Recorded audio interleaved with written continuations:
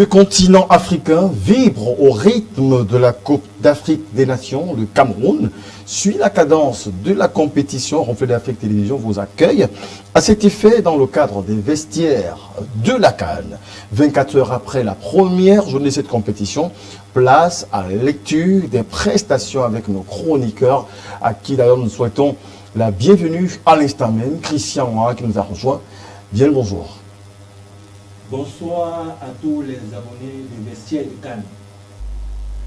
Un homme inintelligent ou lent dans sa compréhension ne deviendra jamais un bon footballeur. Une très belle citation. Et quelle est votre appréciation de cette cérémonie d'ouverture? Parce que les Camerounais ont attendu. Alors, le continent africain a eu toute la fougue hier de cette cérémonie d'ouverture de la 33e édition de la Coupe d'Afrique des Nations en terre camerounaise devant l'autre, le chef de l'État, son Excellence Paul Biya. Pour moi, cette cérémonie a été un total succès. Je n'ai pas noté de couac. Tout le continent avait les yeux rivés derrière cette grande cérémonie. Et pour l'instant, nous n'avons pas eu de problème. J'espère qu'elle se déroulera normalement et se terminera dans les bonnes conditions. Voilà, il faut quand même aussi dire que l'invité surprise de cette cérémonie d'ouverture sous ces écailles de pangolin d'Olimbi a été ce hologramme qui a surpris beaucoup de Camerounais qui marchaient majestueusement sur la toiture du stade mythique d'Olimbi, lui qui a sa prestation à part entière devant les myriades de populations du continent africain, devant les 25 millions de Camerounais et étrangers venus vivre cette CAN également. Nous allons également, pourquoi pas, avoir le point de vue de Martin Ndongo Evina sur la question. Question également, si vous le voulez bien, de lui souhaiter également la bienvenue d'autre part. Martin, bienvenue encore. Bonsoir Eric et bienvenue et merci déjà et bonsoir à tous ces millions de téléspectateurs africains qui vibrent au rythme de la CAN sur le territoire camerounais. J'ai eu envie de dire Aquabar à tous ceux qui nous écoutent du côté du Gabon par le lien internet, pourquoi ne pas, et salut à ceux qui nous écoutent du Congo, et pourquoi ne pas, comment ça va pour les Ivoiriens également qui nous suivent. Une cérémonie d'ouverture pas comme les autres hier sur l'estrade d'Olimbi. Quelle est votre appréciation? Alors, la cérémonie d'ouverture de la CAN, de la 33e édition de la CAN, qui s'est déroulée hier au stade Olimbi de Yaoundé, était juste, comme les Anglais le disent, perfect. Perfect parce qu'on a su faire un alliage total entre les originalités locales, les spécificités locales, notamment les quatre aires culturelles camerounaises qui ont été représentées. Notamment. Et maintenant, on a également su faire preuve d'ouverture, notamment pour que la coloration soit totale avec de panafricanisme, d'ouverture avec la présence de Fally, pour pas qu'on ne présente plus. Je pense, si je peux me tromper, et je veux bien me tromper, c'est le meilleur artiste africain quand même de ces 10 dernières années. On va encore dire que la cérémonie est un succès total parce que non seulement on a fait preuve d'ouverture, d'originalité locale, on a également vu la mise en branle du high-tech, notamment avec cet hologramme. Waouh, nous n'avions pas de mots hier parce qu'on s'attendait à tout sauf à ça. C'était à la fois, c'était intriguant, c'était bluffant, c'était merveilleux. Tout le monde qui est au stade était amazing, comme les Anglais le disent. Hein. Donc, moi, j'ai été satisfait à 100%. Je regarde également je regarde un peu toute l'énergie qu'il y avait tout autour. Moi, c'est cette énergie vraiment qui m'est resté en travers de la gorge, pas en travers de la gorge, que je vais retenir, quoi. Parce que quand vous étiez hier, que ce soit devant votre écran et que ce soit au stade, vous sentiez quand même qu'il y a quelque chose de qui positif. Vous traversait, voilà. l'émotion qui vous habitait, la sensation qui vous animait, voilà, l'impression d'être en plein cœur d'Olimbi. Effectivement, Eric. Donc pour moi, à ce niveau, je n'ai rien à dire. Je vais aller plus loin. Vous savez, le président de la République du Cameroun, son Excellence Paul Biya, c'est un homme qui est très rare. Ces sorties sont vraiment des sorties spéciales et hier encore, il a fait l'honneur aux Camerounais et à l'Afrique entière de rehausser l'image de cette compétition avec sa présence très remarquée et celle de son épouse. Donc, qu'est-ce qu'on va dire? On va dire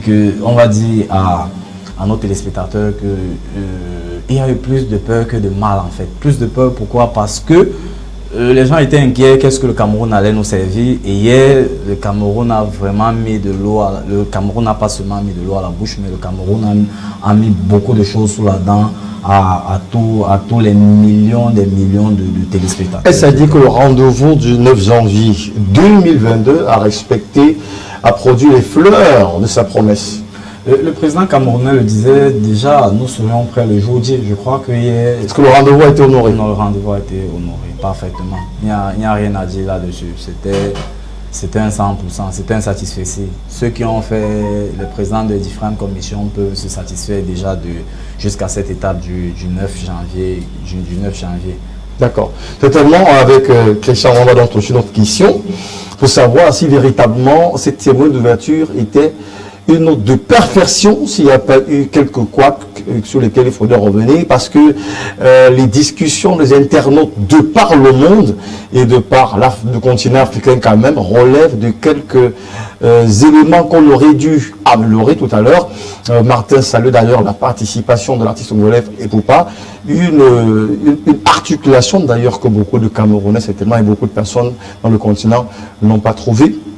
Bon, ils auraient souhaité certainement une compile, un assemblage de plusieurs artistes venus d'horizons divers. On aurait souhaité avoir un Congolais, un Camerounais, un Burkinabé, toutes les équipes en compétition. Christian.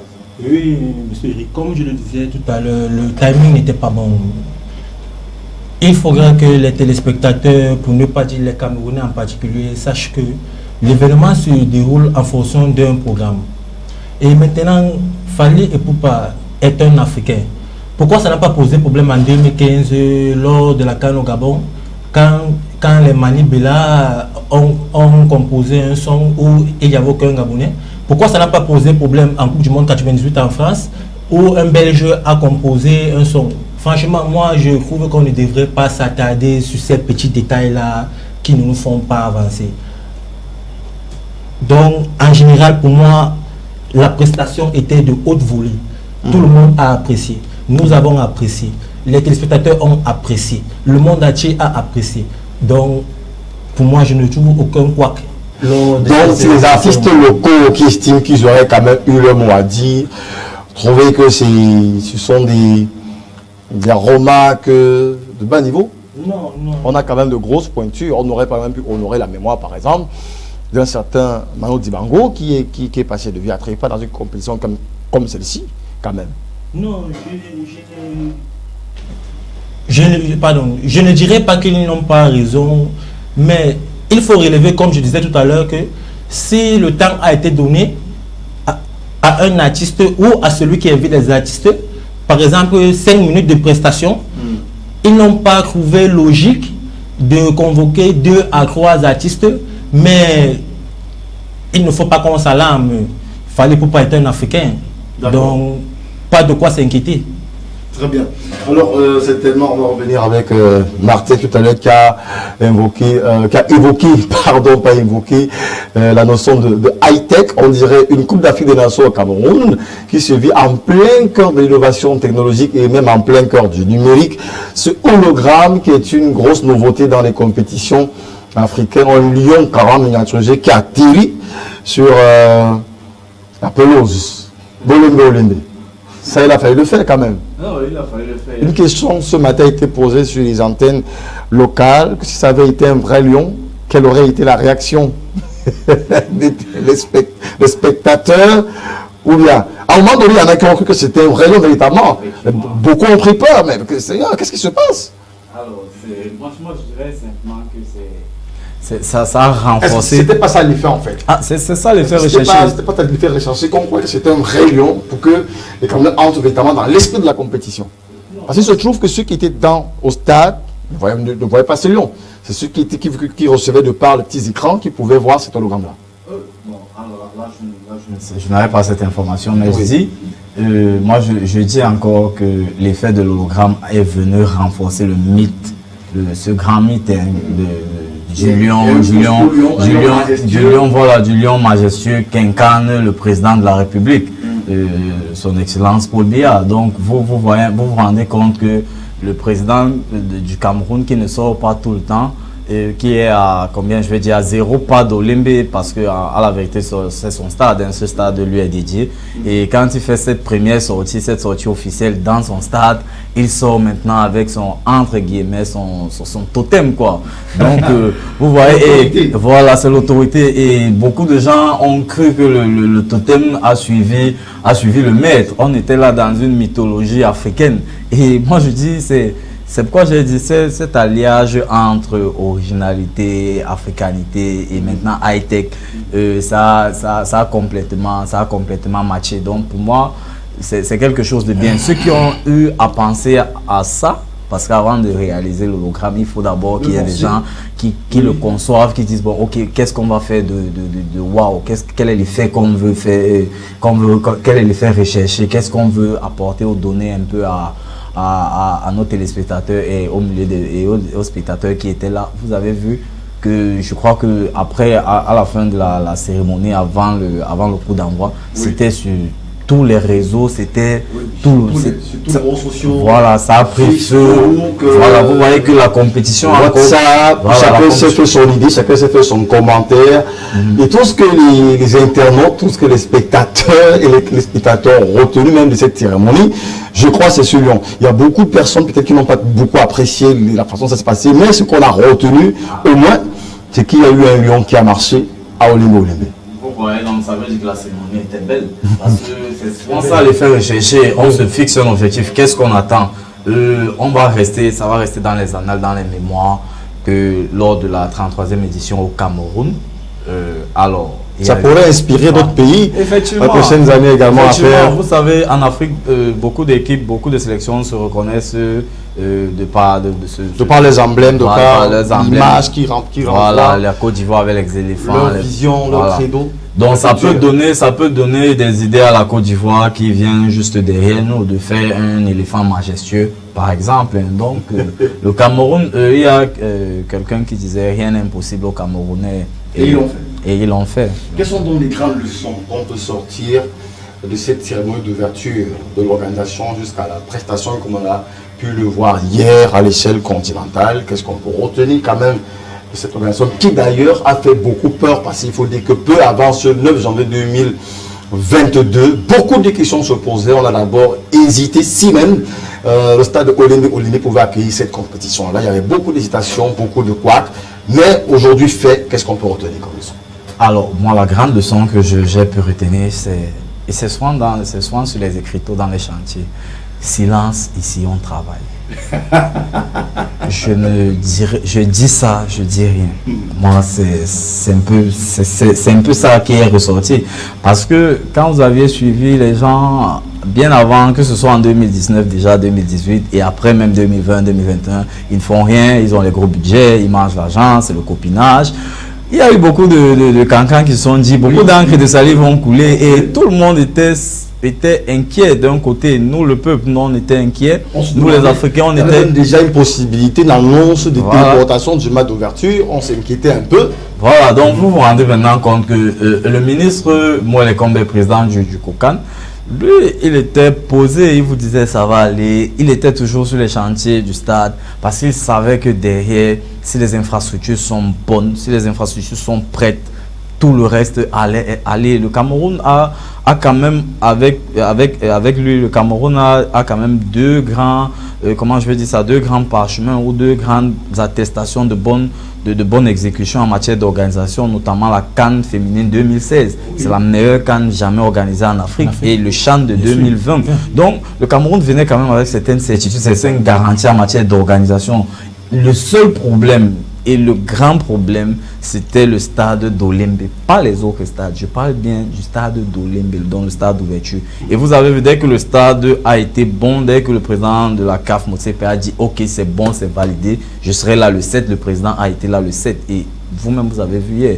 Donc, on a suivi un président dans son discours par la semaine d'ouverture, tout ému, voilà, très content. On a eu l'impression que les mots lui manquaient un peu à la bouche. Je suis au Cameroun, je suis content d'être au Cameroun. Est-ce que le Cameroun, est-ce que ça va? Et il a tenu ses propos. Et vous savez également que c'est la première CAN du président Motsepe qui est d'expression anglophone, anglo-saxonne, vous voyez un peu, pas anglo-saxonne. Et on a longtemps eu un peu les dirigeants de la CAF qui étaient des francophones, ils avaient leur façon de voir, ils avaient leur vision. Maintenant, Motsepe vient, c'est un anglo-saxon, ils ont leur mentalité, ils ont leur mindset, ils ont leur vision, il vient avec quelque chose de nouveau, un souffle nouveau, vous voyez un peu, une nouvelle dynamique. Donc, du coup, il fallait qu'on lui serve et que le Cameroun soit... Le Cameroun était le bon endroit, vous voyez un peu, où le lieu... Pour entrer en exercice. Pour entrer dans la fonction présidentielle. Donc, je peux comprendre également l'émotion du président. Donc, en quelque sorte, je vais dire, apprenons à faire aussi confiance. Vous voyez, entre nous Africains, on ne se fait pas beaucoup confiance. C'est vrai que le Cameroun a ses problèmes, le Cameroun a ses réalités. Mais le Cameroun est un peu fier. Voilà, la sa fierté, c'est quand même bon. Bon, il y a eu beaucoup de prévaricateurs de la fortune publique à une certaine époque et ça peut-être ça continue. Mais évitons souvent de mélanger ça et de jeter le bébé avec l'eau du bain. Parce que là, si vous êtes un étranger et que vous avez suivi les médias africains, que ce soit sur la toile ou que ce soit en direct, vous aviez le sentiment qu'au Cameroun, rien ne sera prêt et rien ne sera beau. Donc, c'est la raison pour laquelle ça jazz, ça fait du buzz, parce que entre ce qui était relayé et ce qui s'est fait, les gens sont en train de dire mais non, le Cameroun ce n'est pas n'importe qui en Afrique. Le Cameroun, c'est un pays d'organisation de grands événements, notamment et encore plus les événements sportifs. C'est encore, et je vous le dirai, c'est la terre quand même du meilleur buteur de la CAN, de l'histoire de la CAN. Donc, des meilleurs buteurs aussi. Voilà, des meilleurs buteurs. D'accord. Il faut dire que le Cameroun n'est pas allé, les Camerounais ne sont pas allés gagner des compétitions ailleurs. Et maintenant, quand on leur donne l'opportunité de gagner ou d'organiser une compétition, chez eux, et ça devient une compétition assez minime. Voilà, assez minime. Voilà. Donc, pour moi, la leçon, c'est que silence, on travaille, apprenons à se faire confiance et que derrière chaque montagne, forcément, derrière chaque obstacle, se cache forcément peut-être un grand succès. D'accord. Il y a donc deux présidents qui sont contents dans l'entrée de leur exercice. Il y a le président de la CAF qui est très content et le président de la Fédération camerounaise de football, lui également, qui a pris son baptême de feu avec cette sélection notable du Cameroun. Bonne note, Christian. Très bonne note pour un début. Comme je le disais ici sur ce même plateau hier, le président de l'Africa Foot, pour son premier mandat, a mis la barre très haute. Donc il ne peut qu'être content du résultat positif et surtout qu'il faut relever que le premier match d'une compétition n'est pas du tout facile. Il l'attendait jusqu'au bout. Et c'est vrai que beaucoup de personnes, je prends le mot à la bouche, l'ont un peu cherché dans les tribunes officielles, on ne l'a pas tout de suite aperçu et on se demande de savoir qu'est-ce qui se passe. Est-ce que le président emblématique a tellement les crampes dans le dos qu'il est en train de prier, mais on l'a quand même vu à la fin dans les vestiaires comme à l'accoutumée pour encourager l'équipe du Cameroun. Moi, en ma position de consultant sportif, je peux analyser ça de différentes manières. D'accord. Moi, je me dis, si le président de l'Africa Foot ne s'est pas présenté publiquement, c'est parce qu'il n'a pas voulu voler la vedette au président de la République. D'accord. Parce que nous savons tous que s'il se présentait publiquement, c'est qu'il devait être ovationné 1000 fois que le président de la République. Donc, c'est notre humilité. Voilà. D'accord. Il était très humble. On a vu quand même le même, Samuel Eto'o-Fils galvaniser les joueurs comme 24 heures avant.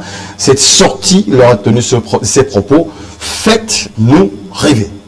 Faites-nous rêver. Est-ce que donc, quand on a vu la lutte de cette compétition, quand on sort de cette cérémonie d'ouverture, est-ce qu'on peut dire que dans cette cérémonie d'ouverture, le Cameroun a fait rêver le continent africain? Oui, mais bien sûr, le Cameroun a fait rêver le continent africain. Parce que c'est toute l'Afrique, tout le monde entier même en question qui était arrivé sur la cérémonie d'ouverture. On a vraiment mis les petits plats dans les grands. Le Cameroun en général a fait rêver le continent africain. D'entrée de jeu, bon, on peut se dire ça n'a pas été facile, on a gagné difficilement. Mais comme je le disais avant, un match de compétition est toujours difficile à gagner. Revenons sur la cérémonie d'ouverture avant de parler du match. juste après la semaine d'ouverture, même après ce matin, on va en parler, il s'est passé, Martin, Christian, un jeu de lumière un peu dans l'obscurité, comme s'il fallait parler, il fallait démontrer à tout le peuple africain la technicité de la logistique qui sied dans ce stade d'Olembe. On a vu des lumières, des fumerolles s'envoler dans tout le stade, comme si le stade parlait au fait aux gens. Et puis, on a suivi le commentaire, les autres disent Olembe parle. Je vous ai dit, ce stade a fait couler beaucoup d'encre et de salive. Il fallait que le stade vous réponde. Vous voyez, il fallait que les Camerounais et ceux qui étaient dans les commissions, le COCAN, et chapeautés par le président de la République, vous parlent. Vous parlent à tous les Camerounais, parlent à l'Afrique, parlent au monde entier. Vous savez, en fin d'année, là, le président Gianni Infantino du côté de Doha et d'autres et tous les cadres du monde du football, les hauts responsables du monde du football, étaient sur le chemin de l'annulation de la compétition. Bien sûr. Vous voyez un peu. Ça a même été un lourd dossier parce qu'il fallait reculer la cagne, les jeux n'étaient pas trop libérés en championnat. Voilà. Ça mettait un bémol sur la seconde si on revient même un mois avant décembre, vous vous rappelez, je l'ai dit la dernière fois ici, de la lettre du secrétaire général de la CAF, où il parlait de que rien n'était prêt, les routes, les stades ne sont pas prêts, au Limbe, vous n'avez pas mis l'écran géant, vous n'avez pas mis ceci, vous n'avez pas mis cela. Et vous avez vu la lettre, la réponse du ministre Molle Kombi, mais toujours sur les réseaux sociaux, on dit, il répond seulement comme ça, la CAF fait des faveurs au Cameroun. La CAF, oui, aujourd'hui, on peut être fier que la CAF ait fait des faveurs à ce Cameroun, parce que hier, avec ce que vous avez dit, on parle encore de la cérémonie d'ouverture. Est-ce que vous avez vu à la fin du match les feux d'artifice? C'est de ça que je vois. Voilà, justement, vous avez vu? C'est ce jeu de lumière. Voilà. À un moment donné, le stade s'est éteint. Voilà. On a eu comme un jeu de lumière de part et d'autre, on ne comprenait pas ce qui se passait. Au niveau de la pelouse, en fait, comme Christian le dit, c'était une démonstration de force. Que ce stade dont vous avez jeté à la vindicte populaire, dont vous avez écrit de tout et de rien, c'est vrai également qu'il y avait des choses qui n'étaient pas vraies, et qu'il faut aussi également saluer ces lanceurs d'alerte là et tous ces journalistes qui ont toujours fait ce travail d'éveil. Ça, il faut pas venir faire comme si tout était bien, qui finit bien. Non. Il faut également dire que ça a permis, voilà, cette pression a permis de se mettre à jour, a permis aux gens de travailler véritablement. Okay. Si le Cameroun allait peut-être aussi, le COCAN avait prévu par exemple une cérémonie d'ouverture assez simpliste, vous auriez vu les gens auraient dit, mais avec tous ces budgets, avec tous ces argents et tout, ils nous ont fait attendre longtemps pour nous servir un truc aussi froid, un plat aussi facile à concocter. Oh, maintenant les gens se rendent compte que non, c'était pas du tout facile, c'était pas du tout évident. Vous avez vu, je vois encore bien cette image, quand le président de la République finit de faire son tour du stade, quand il descend, vous avez l'impression qu'il est, quand il va avec la première dame, vous voyez le salon vous voyez le hall dans lequel il va, mais vous avez l'impression qu'il est chez lui, qu'il est en train d'aller dans ses appartements. Après, il ne se passe pas une minute, vous le voyez, la caméra, la réalisation nous remontre qu'il est déjà à la tribune présidentielle, donc le stade a un ascenseur, vous voyez, toutes ces modernités-là et tout. Ce sont des petites choses qu'aujourd'hui, peut-être on arrive parce que le Cameroun les a, mais ce n'est pas évident de les avoir dans les stades en Afrique. Aujourd'hui, le Cameroun peut se targuer d'être quand même bien loti en termes d'infrastructures sportives. Donc, raison pour laquelle, c'est tellement matin, je te parle le mot là, raison pour laquelle Christian, lors de cette préparation de cette compétition, longtemps avant, l'actuel président n'était pas encore président à cette époque, mais l'actuel président était candidat, l'actuel président de la Fédération Cameroun de football avait dit que le Cameroun peut maintenant abriter une Coupe du Monde. A-t-il tort? Non, mais quand on voit la qualité du stade que possède le Cameroun, il ne peut pas avoir tort. Je vais revenir sur ce que mon frère Martin Evina disait tout à l'heure. Hier, c'était une démonstration de force. En fait, ils ont voulu montrer au peuple camerounais, à ceux qui disent tout le temps dans les réseaux sociaux, vous avez bouffé les 180 milliards, vous avez fait ceci, vous avez acheté. Voici le joyau. Voici donc le travail de cet agent. Voilà. Arrêtez de bavader. Maintenant, l'élément est là. Voilà. Et donc l'élément est là et prenons la peine de pouvoir mieux l'entretenir, parce que c'est une chose d'avoir des infrastructures, c'en est une autre de pouvoir les entretenir. Moi, on pourra donc rentrer de plein fouet tout de suite, avant certainement de prendre une transition pour parler un peu des coulisses de la CAN, des à côté, ce qui se passe hors de l'ère de jeu. Mais avant, rentrons de plein fouet dans ce match qui a fait couler beaucoup d'encre et de salive.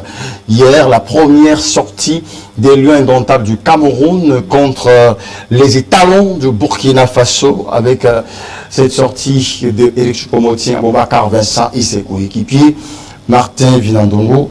Ils sont sortis hier. Ils sont accomplis ou alors par défaut?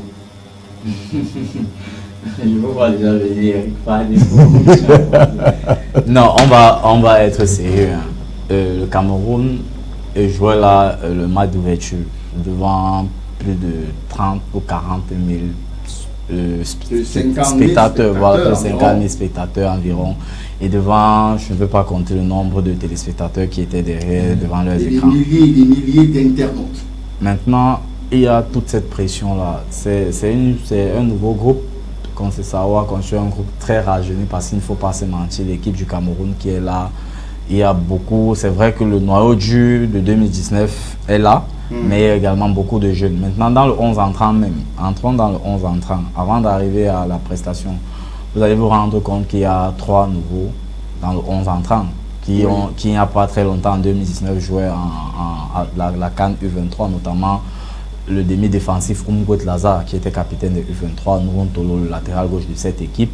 Et je crois également que Ongene, qui a joué à l'Axe avec G2, a fait le stage avec les Lions de Clarence Seedorf, avec la QV Clarence Seedorf, mais n'était pas retenu pour les 23 du côté de l'Égypte. Donc, globalement, qu'est-ce que ça veut dire? Ça veut dire que c'est une équipe, ajoutée à cela, avant d'arriver sur le plan du jeu, ajouter à cela une équipe qui n'a pas eu de match amicaux, qui a une préparation entraînement depuis le 27. Exactement, c'est même à ça qu'on a fait arriver, parce que ce n'est pas que le Cameroun n'a pas voulu avoir de match amical. Ils ont demandé, selon les informations qui nous ont été parvenues, ils ont voulu discuter des matchs amicaux avec 2 équipes, mais les équipes ont décliné. Voilà.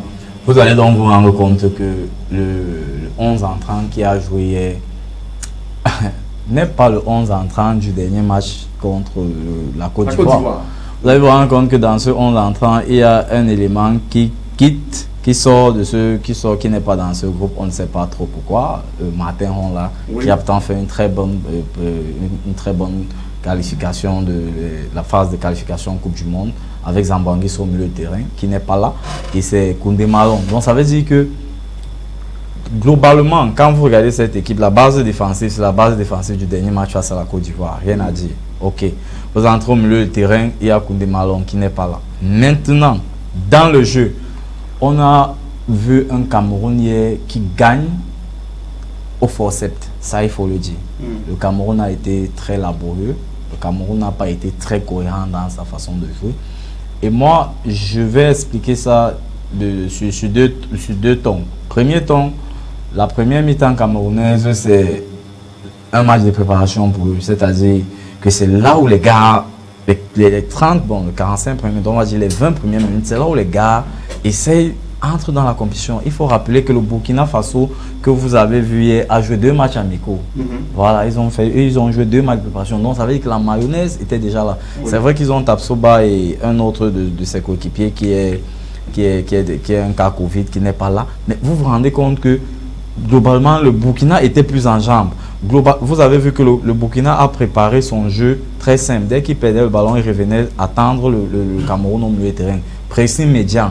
Or, le Cameroun, le temps de trouver les bons espaces, le temps de trouver les bons raccords, vous avez vu Umgwet parler constamment, positionnement, parce que c'était ce premier match vraiment test où on avait une adversité. Le Cameroun n'avait jamais eu depuis le 27 une adversité.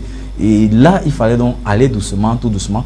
Ils ont même pris la mesure de la chose. Ils ont pris la mesure de la chose, mais je crois que la première action camerounaise, la première véritable action, c'est Vincent Baka qui fait ce déboulé-là et qui vendage quand même sa frappe. Donc le Cameroun entrait déjà dans son match, mais rattrapé d'une certaine mesure par, comment on va dire, par l'euphorie. Parce que quand vous regardez le gardien, Andro Nana qui commet cette erreur, il voulait trop jouer au pied, il était trop sûr de lui, il était trop serein, ça devenait déjà facile. Et c'est là où le Burkina Faso nous réveille et calme dans toute la ferveur d'Olembe et tout des 27 millions de Camerounais. C'est là où on se rend compte que maintenant la compétition commence. Donc, globalement, le Cameroun n'a pas été très serein dans toute cette partie-là. Par contre, on a vu un Burkina Faso qui a fait une très belle rencontre. Ils n'ont pas démérité. Ils n'ont pas à se lamenter parce que pour moi, je ne vais même pas me cacher. Pour moi, le meilleur joueur de cette partie-là, c'est Bertrand Traoré. Il a fait du Cameroun et il a fait du ballon ce qu'il voulait. Hier, tout ce qu'il a tenté, il était super. Il a été le joueur le plus dangereux des 22 sur l'aire de jeu. Donc, pour moi, je dirais simplement que le Cameroun a joué un match de compétition. Un match de compétition, c'est un match qui se gagne. Ok. Le Cameroun a joué un match de compétition. Il fallait avoir les 3 points. Les Camerounais ont eu leurs 3 points. Les gars, ils sont au repos avec cette victoire dans les bagages, dans les bagages. Alors, Christian, moi, est-ce que Avocat Vincent a raison de dire je ne suis pas satisfait de ce match? Oui, bien sûr. C'est le capitaine. Après tout, il a le droit de montrer le chemin. Il a le droit de montrer l'exemple. On l'a vu à travers son doublé. Bon, maintenant, alors, dans la logique, c'est un match d'ouverture devant le président de la République où il fallait prouver au président de la République qu'on peut, parce qu'on leur a donné les moyens pour ça. Il y a 25 millions, il y a 25 millions de Camerounais qui les regardent. D'accord. D'où cette pression. Donc, ça n'a pas été évident. Il y a tout le continent africain qui a le regard fixé sur je sais pas si donner le ton de la compétition hier également. C'était pas qu'une affaire du Cameroun, c'était le tempo de la compétition. Oui, exactement. Quand le capitaine Vincent Avocat dit je ne suis pas très content de nos prestations. Pourquoi? Parce qu'ils ont voulu envoyer un message fort dès le premier match à leur adversaire possible. Donc, ils sont là. Il ne faut pas qu'on se mente. Ils sont là pour la victoire finale. Ils veulent remporter la compétition. Donc, ils sont pas seuls. Le moindre écart de prestations sera visualisé par les médias, par le public. Donc, c'est pourquoi ils ont le devoir de tout donner sur le terrain. D'accord, mais ils ne sont pas les seuls à vouloir remporter les 5 kilos d'or de cette Coupe d'Afrique des Nations. Il est reproché certainement certainement 15 kilos, voilà, merci pour la correction Martin, 15 kilos. Il est reproché aussi à Vincent Boubacar qu'il a joué très perso. Il aurait pu servir sur une action de balle par exemple, Maxime Eric Choupo-Moting pour une balle de 3-0, il aurait certainement prôné pour un jeu constructif, ne pas nourrir seulement la hargne de vaincre de manière personnelle et développer un jeu personnel. Est-ce que ce n'est pas aussi un péché à Sénégal? Oui, bon, ça c'est l'instinct du tueur, c'est un avantage. Pour lui, quand il est dans la surface ou quand il voit le gardien, il doit tirer. Donc ça c'est l'instinct du tueur. On ne peut pas l'en vouloir, même si on pouvait gagner, même si le Cameroun pouvait gagner 4 buts à 1, 4 buts à 2, mais ça c'est l'instinct du tueur, c'est un avantage. On ne peut pas lui reprocher de ne pas avoir donné le ballon à Choupo-Moting ou à X ou à Y. Maintenant, en face, on avait une nation qui était tactiquement bien en place. Très forte d'ailleurs. Il ne faut pas qu'on se marre. Tout à l'heure, Martin le disait, ils ont joué 2 matchs amicaux. Et ils avaient à cœur de faire tomber le Cameroun devant son public. D'ailleurs, même un match nul n'aurait pas été cruel pour eux. Parce qu'eux-mêmes, ils en ont eu les occasions. Si ce n'était pas la main ferme du gardien, on en a. Et oui, qui nous surveillait là, c'est que c'était fini. D'accord, vous faites bien d'évoquer ici la prestation de André Onana. Vous parlez de main ferme, mais une prestation qui n'est pas perçue par la plupart des internautes d'un bon oeil. Pour ceux qui nous regardent, beaucoup ont dit qu'il a fait beaucoup de fautes aussi, même s'il a eu des actions qui pourraient sonner comme la repentance. Sur ce premier match, il lui a reproché une grande déconcentration. Oui, Eric. Si vous aviez suivi son interview hier, après le... il le dit, il n'est pas content de sa prestation dans sa globalité.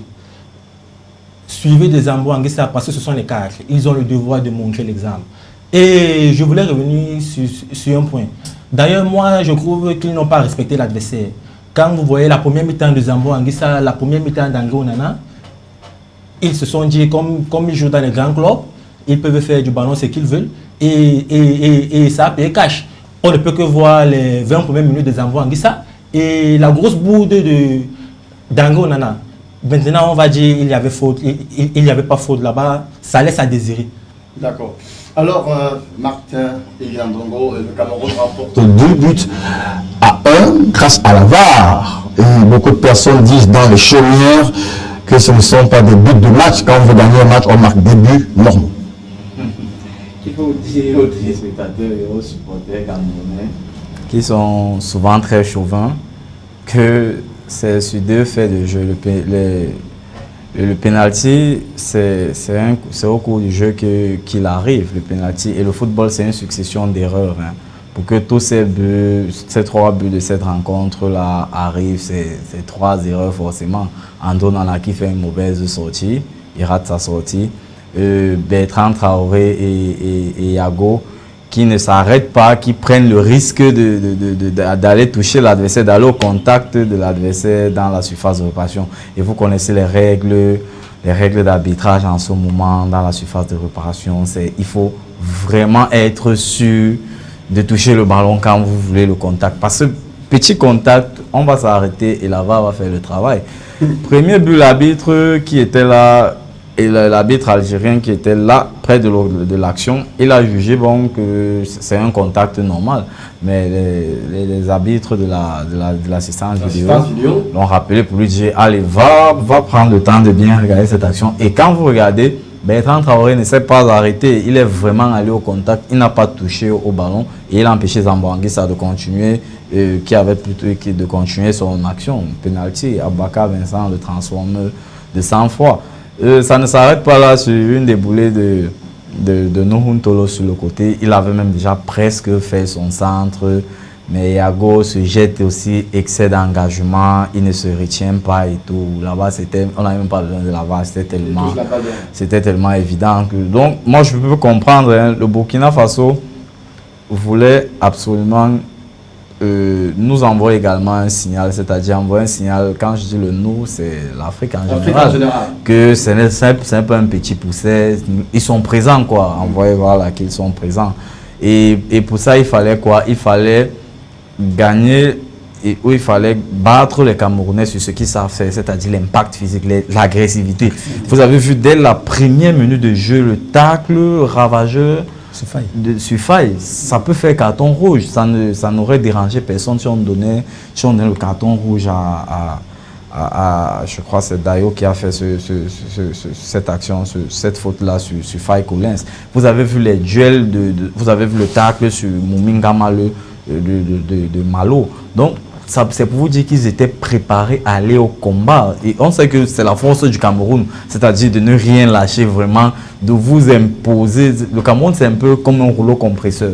Vous voyez, ils vont vous épuiser physiquement, ils vont vous époumoner parce que les duels, ils vont aller dans les duels. Et hier, l'équipe burkinabé était en place athlétiquement. Ils sont physiquement prêts.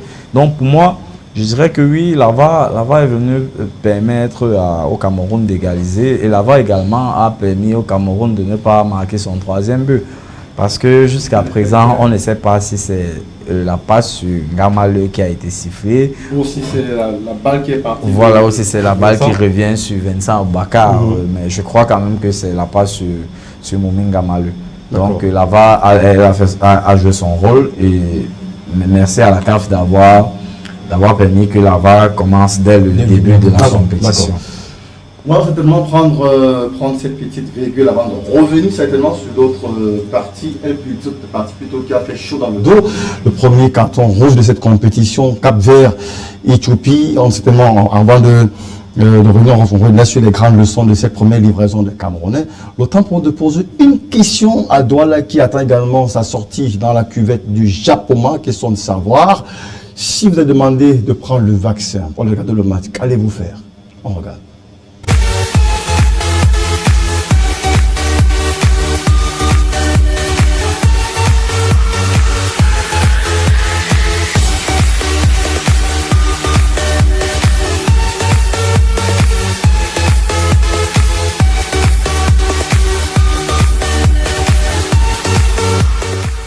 Bonjour, je ne suis pas prêt à me faire vacciner pour Corona parce que je refuse, parce qu'on ne doit pas nous imposer le fait qu'on se vaccine absolument pour assister à des matchs.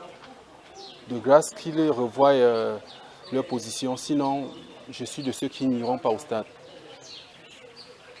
Non, parce qu'aller assister au match, c'est pas une nécessité pour moi. Donc, étant donné que ce n'est pas nécessaire, je ne saurais accepter de me faire vacciner sans mon consentement. Voilà. Et au-delà de ça, je suis en bonne santé. Donc, pourquoi est-ce que j'irais prendre un vaccin alors qu'en réalité, je me porte bien? Donc, je ne vois pas vraiment la nécessité d'aller me faire vacciner juste parce que je dois aller au stade. Si je dois me vacciner parce que ça devient indispensable pour moi et les personnes qui m'entourent, je le ferai.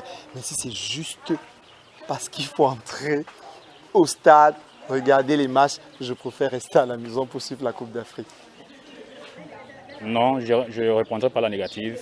Je ne trouve pas, n'est-ce pas, important de me vacciner parce que je dois aller regarder le match. Je vais préférer le regarder en direct, enfin, chez moi, au travers de mon écran. Oui, parce que déjà, je ne sais pas si cette maladie, cette pandémie existe véritablement au Cameroun. Donc, d'où ma position de ne pas accéder à la vaccination parce que je vais regarder le match. Moi, je ne peux pas. Parce que j'ai peur de ce vaccin, je ne suis pas sûr de ça. Je vais regarder la CAN devant mon écran. Moi, ça paraît même très bizarre. Justement, souvent, tout simplement parce qu'il faut entrer au stade. Je ne vois pas de raison. Mais si c'était parce que la pandémie fait rage et qu'il fallait éradiquer, disons que les Camerounais souffrent tellement de problèmes de Covid et qu'on demandait à tous les Camerounais de se vacciner, là, je serais partant pour me vacciner parce que la pandémie fait rage. Mais si c'est uniquement pour aller au stade, franchement, ça ne vaut pas la peine. Parce que même en restant devant ma télévision, je verrai toujours le match comme tout le reste. Même comme étant au stade, on vit les faits en direct, mais je ne pense pas. Ça ne devait même pas être la condition sine qua non d'entrer au stade. C'est un genre, c'est bizarre. Je ne sais pas soit si c'est un sabotage ou c'est une façon pour nous d'imposer la vente, de permettre de vendre des vaccins dont ils achètent. Mais je me dis même que c'est pour des raisons de business, d'une manière générale. Ça, c'est le commerce. Oui, le vaccin pour moi c'est une très bonne chose, mais pour se vacciner, pour aller regarder les matchs, pour moi c'est pas très important. Si on nous disait d'aller faire le test et aller au stade, pour moi c'était bien. Se vacciner parce qu'il y a beaucoup de gens qui ont des tâtons pour ce vaccin. On ne sait pas est-ce qu'il est bon, est-ce qu'il n'est pas bon. Vraiment pour moi, aller se vacciner pour aller au stade, vraiment. Parce que nous, en Afrique, on a nos potions qu'on utilise. On a nos ginger, on a beaucoup de choses, le lait qu'on peut boire. Mais aller se vacciner, vraiment, c'est pas évident. Donc, c'est pas évident pour moi. Non, parce que c'est plus une histoire politique qu'une histoire de santé. Moi, j'estime que c'est une histoire où les Blancs ont monté de toutes factures pour écraser le peuple africain. Étant africain, je ne peux pas accepter de me faire vacciner ou de faire vacciner ma descendance. Et pour cela, je suis prêt à mourir même pour cela. Non, je ne suis pas obligé de me faire vacciner. Mais si l'accès au stade est obligatoire, je ne suis pas obligé, mais je vais rester à la maison avec les amis, voir à la télé ou bien au bar. Merci. Oui. Oui, évidemment. Pour vérifier si je suis en santé ou pas, pour ne pas être contaminé par d'autres personnes. Ouais, c'est juste pour cette raison. Peut-être à 3 jours avant, on attend 3 jours avant.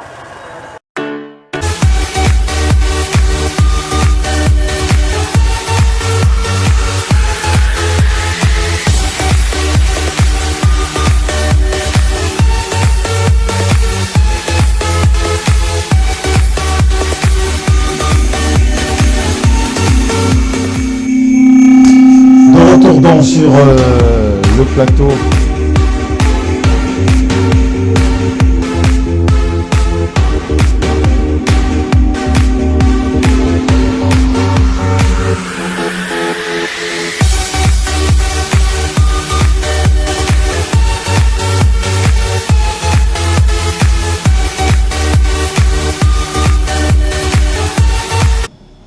De retour donc sur le plateau des vestiaires de la canne, non pas de la canne sucrée, salée, mais pas surtout au pimenté, parce que le piment, lui, il chauffe.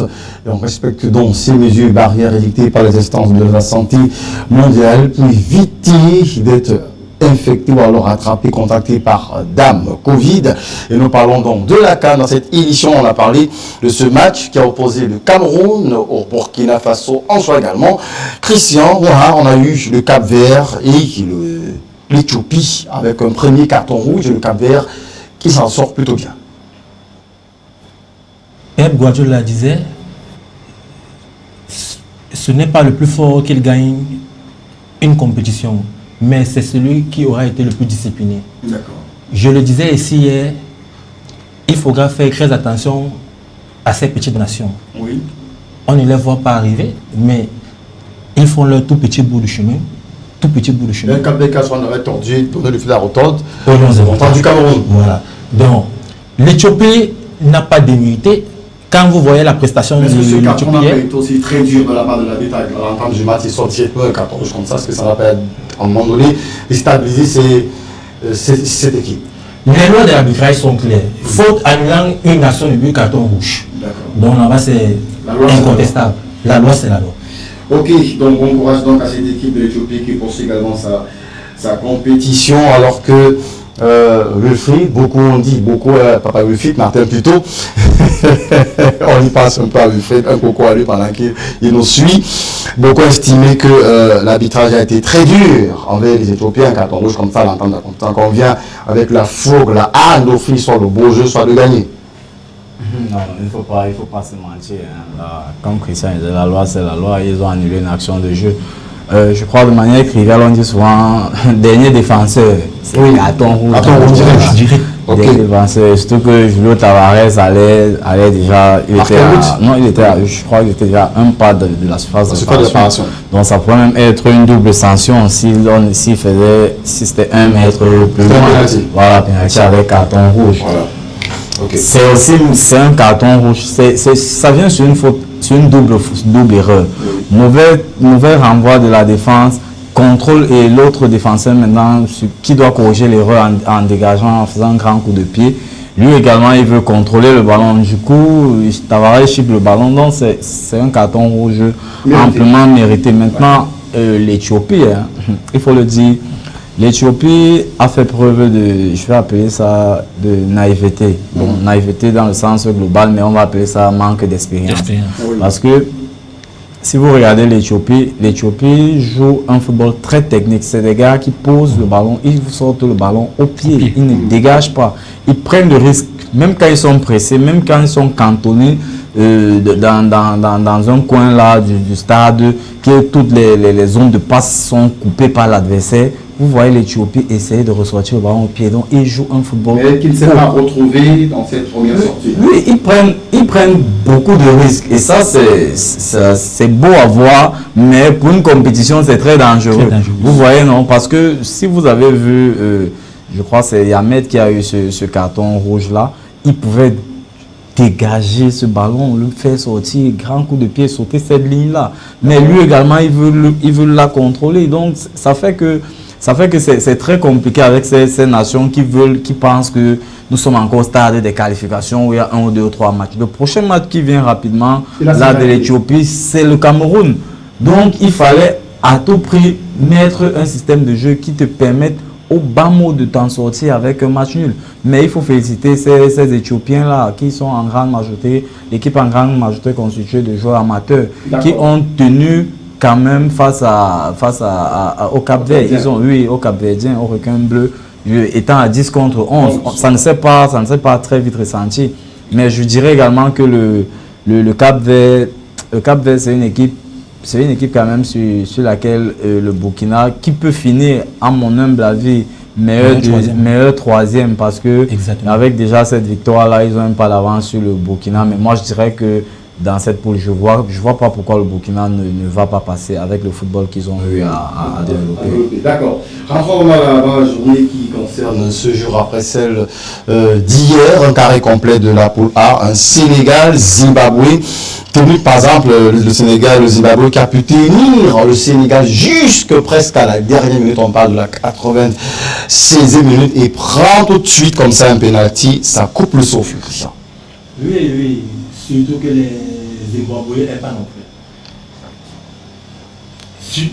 Surtout que la sélection du Zimbabwe a été disciplinée du début jusqu'à la fin. Il méritait vraiment ce point du match nul. Dommage, c'est le football.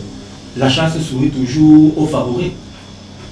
Donc, et voilà, on a de quoi certainement pleurer, se lamenter, se poser beaucoup de questions parce qu'on aurait vu un Zimbabwe qui a tenu un échec au Sénégal, d'autant plus que vous avez toujours sorti.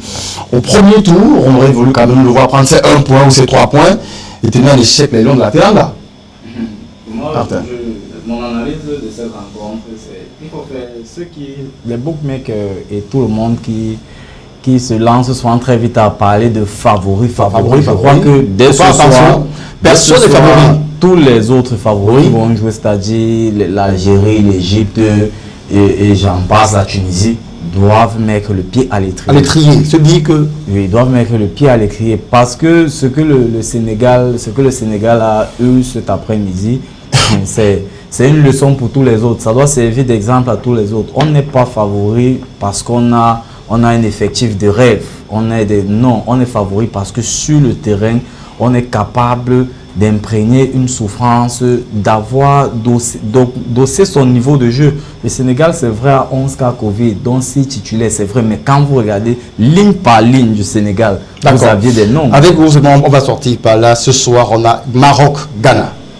Après cette sortie Sénégal-Zimbabwe, le Maroc-Ghana. Maroc-Ghana, oui, c'est vrai, le Ghana n'a plus ses noms ronflants, n'a pas ses noms ronflants. Je crois que André Ayou et ses coéquipiers là, ils avancent masqués. On ne les voit pas venir, on ne parle pas d'eux, mais il faut faire très attention. Le Maroc, ces dernières compétitions, ces dernières années, c'est finaliste, c'est demi-finaliste, c'est quart-finaliste. Donc il faut vraiment faire très attention. Moi, je vois beaucoup n'en parlent pas parce que j'ai comme l'impression qu'on parle des nations qui ont des joueurs, des top players. Mais vous voyez, voilà. Maintenant, comme le Ghana n'a personne, on regarde dans ces 23 joueurs, on ne voit personne. Je dis faire très attention. Le Ghana, c'est une équipe qui joue un très beau football parce que à la base, le Ghana a un football jeune qui est très fort. Les équipes de catégorie inférieure fournissent constamment l'équipe première. C'est vrai peut-être que ces dernières années, le Ghana n'a pas des joueurs qui émergent dans les grands clubs, qui jouent dans les très grandes nations. Mais faites attention, Partey, ce mandat d'Arsenal, je crois qu'il est là.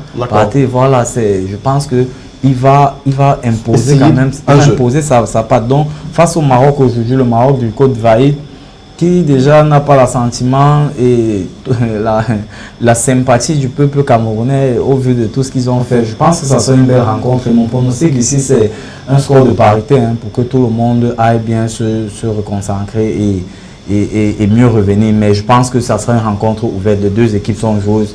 Elles vont offrir un très beau spectacle au public qui va faire le déplacement du côté du stade Amadou Ahidjo. Alors, on garde ouvert avec vous certainement, Martin Dongoevina, pour revenir sur nos prochaines éditions. Essayer de lire cette performance qui oppose le Maroc au Ghana, le Comore au Gabon, ainsi que la Guinée au Malawi tout à l'heure. Et alors, Christian, on a quand même une équipe tout à l'heure qui va sortir entre les auteurs, le Gabon et les Comores. Déjà, les Gabonais qui ont assez boudé pourront offrir un beau spectacle au continent africain, le pays. Déjà, le pays l'espère. Après avoir tourné ce petit scénario-là, on espère du côté du Gabon que les résultats seront meilleurs. Voilà, donc on ne peut pas vouloir bouder pour les primes, bouder pour les hôtels et produire un résultat négatif sur le terrain. Là, ça ne sera pas bon pour leur image. Je veux ajouter un dernier mot derrière, très rapidement, que le coach Patrice Neveu hier le disait déjà, voilà, sur une chaîne, sur vos confrères de Canal+, que faisons attention à ce qu'on lit sur les réseaux sociaux. Ne commentons pas la tanière Gab des Panthères comme si on y est. Donc ça veut dire que tout le monde, il a dit, ils sont prêts, ils sont en place. C'est vrai qu'il regrette l'absence de ces joueurs phares qui sont touchés par le Covid-19. Donc, mais je dirais que c'est une rencontre aussi qui sera très dangereuse parce que le Comore, c'est une nation qui a failli faire casser les dents au Cameroun. Donc, ils ont beaucoup de binationaux. Ils ont beaucoup de binationaux. Ne pensons pas que le Comore, on se dit non, c'est un pays sur l'échiquier africain des clubs, n'a pas un grand club. Elle est constituée en grande majorité de binationaux qui ont fait des beaux jours dans le championnat français. Donc, rassurez-vous, ça sera également une rencontre. Moi également, je miserai une pièce pour le Comore dans ce match-là. Merci beaucoup, Martin, pour cette belle lecture. Merci pour cette participation encore. Certainement, on se retrouve prochainement, dans quelques jours, dans quelques heures, sur notre plateau, certainement, pour lire la performance des équipes et surtout vous donner la quintessence des couloirs, des coulisses de la CAN, ce qui se passe. Nous serons passés avec cette information d'ailleurs, où des journalistes algériens ont été certainement agressés dans la ville de Douala. Plus de peur que de mal, ils sont bien en vie, ils prennent des soins dans les hôpitaux de la ville économique du Cameroun. Merci beaucoup, Martin. C'est moi qui vous remercie, Thierry, et je réitère mes meilleurs vœux à tous les téléspectateurs de la chaîne Côté d'Afrique. Merci beaucoup, Christian Moura, pour cette lecture, pour cette participation. Nous avons fait le décryptage de la cérémonie d'ouverture, la performance des non-rentables du Cameroun avec les États de Burkina Faso, ainsi que les Cap-Verdiens et les Éthiopiens avant de chuter avec celle du Sénégal contre le Zimbabwe et annoncer le Maroc, Ghana, Gabon, Comores, Guinée, Malawi. Merci beaucoup. Oui, Eric, c'est toujours un plaisir pour moi d'être sur ce plateau et partager ma modeste connaissance du football. Et voilà, donc vous faites donc bien de regarder Reflet d'Afrique Télévision, la CAN, elle est plus que sucrée sur cette télévision panafricaine, surtout la bonne information et l'information sûre, c'est sur cette chaîne de télévision. Ne décrochez surtout pas parce que la CAN se poursuit d'ici peu, d'ici quelques heures, d'ici quelques jours sur cette même fréquence. Gardez surtout l'attention et l'écoute. À très bientôt.